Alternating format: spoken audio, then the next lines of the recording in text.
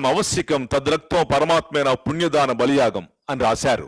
అంటే వేదాల్లో యేసుక్రీస్తు ఉన్నట్ట అని నేను చెప్పట్లా. యేసుక్రీస్తు బైబిల్లో మాత్రమే ఉంటాడు. కానీ పౌలు గారు చెప్పినట్టుగా మీ కవీశ్వరులలో మా యేసుక్రీస్తు గురించి చెప్పారు కదా, ఒక్కాణించారు కదా అన్నాడే అపొస్తలుల కార్యంలో.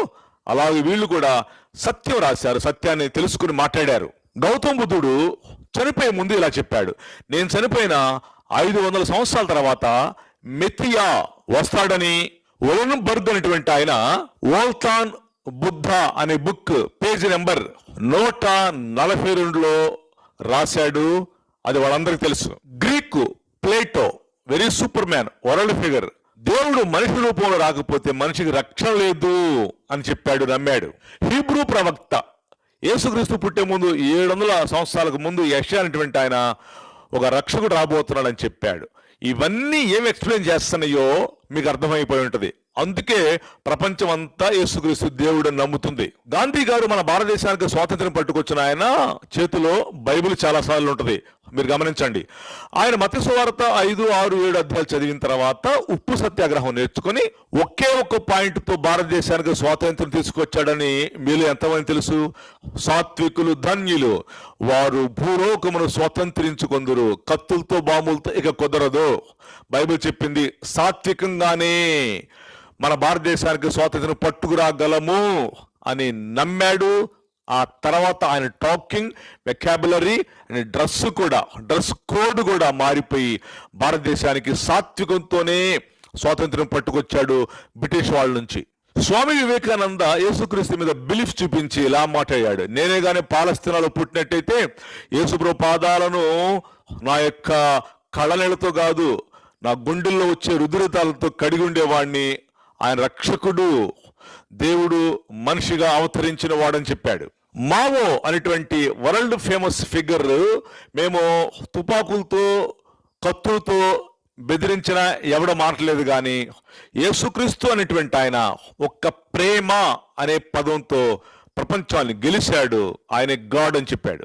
వికీపీడియా అని the world's second toppest media వ్యవస్థ, 40 మిలియన్ల సబ్స్క్రైబర్స్ దానికి ఉన్నారు. ఏం చెప్పింది తెలుసా? ప్రపంచంలో టాప్ ఇన్ఫ్లుయెన్స్ మ్యాన్ ఎవరని మేము గమనించి అందరు లైన్లో పెట్టాం. గాంధీని, మావోని, గౌతమ బుద్ధుని వీళ్ళందరూ లైన్లో, యేసుక్రీస్తుని లైన్లో పెడితే వికీపీడియా ఏం చెప్పింది తెలుసా? టాప్ 1లో యేసుక్రీస్తే వచ్చాడు. A single man, A carpenter, A simple man, ప్రపంచాన్ని ఆకర్షించి లక్షల కోట్ల వందల కోట్ల మందిని అట్రాక్ట్ చేసిన వాడు ప్రపంచంలో ఒక్క జీసస్ అని చెప్పాడు.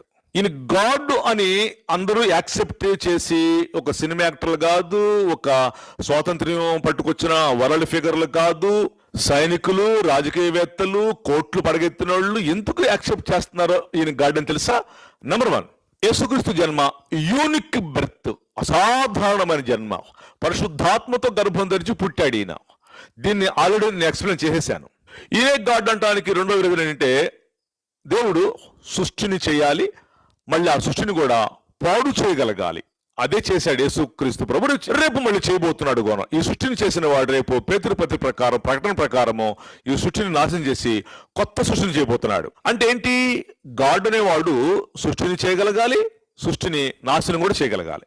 3, మరణాన్ని జయించాడు, మరణాన్ని ఓడించాడు. ప్రపంచంలో ఎవరు లేరు. ప్రపంచంలో చాలా మంది మమ్మల్ని బతుకుండగానే పాతి పెట్టబడండి, మేము మళ్ళీ లేస్తామని చెప్పారే, ఎవరు లేవల. ఒక యేసుక్రీస్తే లేచి చూపించాడు. నెంబర్ 4, గాడ్ అనేవాడు సృష్టిని కంట్రోల్ చేయాలా, కమాండింగ్ చేయాలా. నేల మీద నడుస్తూ అన్నాడు, గాలి తుఫాను ఆగిపో అన్నాడు. ఎందుకు ఆగిపోయింది? ఇప్పుడు గాలి తుఫాను దుమ్ము వస్తుందండి, ఆగిపో అంటే ఆగిపోతాయి, మనం ఆగిపో. ఆయనే చేశాడు, ఆయన చెప్తేనే ఆగిపోవాలి, అది ఆయనే గాడ్. నెక్స్ట్, విశ్వవ్యాప్త ప్రభావం ఉండాలి గాడ్ అనేవాడికి.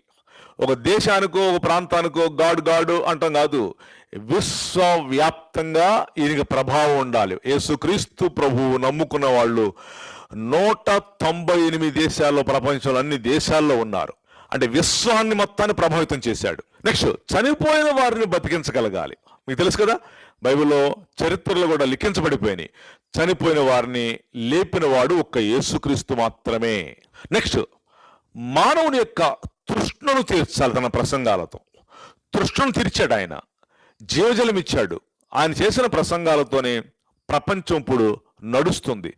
శాంతితో, సమాధానంతో మర్డర్లు చేసేవాళ్ళు మారిపోతున్నారు, మానభంగాలు చేసేవాళ్ళు మారిపోతున్నారు, మంచి ప్రవర్తనలోకి వచ్చేస్తున్నారు. దొంగలు, భార్యని మర్డర్ చేసేవాళ్ళు, కిరాతకులు, ఆయన ప్రసంగాలు ప్రభావితం చేసి మనిషి తృష్ణం తీర్చినాయి. ఈయనొక్కడి ప్రసంగాలే ప్రపంచంలో. కాబట్టి ఈ సినీ స్టార్ ఎస్తేర్ చెప్పినటువంటి మాట సూపర్ మాట. యేసుక్రీస్తు క్రైస్తవుల కోసం చనిపోలేదు, క్రైస్తవుల కోసం పుట్టలేదు, ప్రపంచం మొత్తానికి పుట్టాడు, ప్రపంచాన్ని మొత్తాని కోసం చనిపోయాడు. కాబట్టి universal God, real and only one God అని కొన్ని కోట్ల మంది నమ్ముతున్నారు.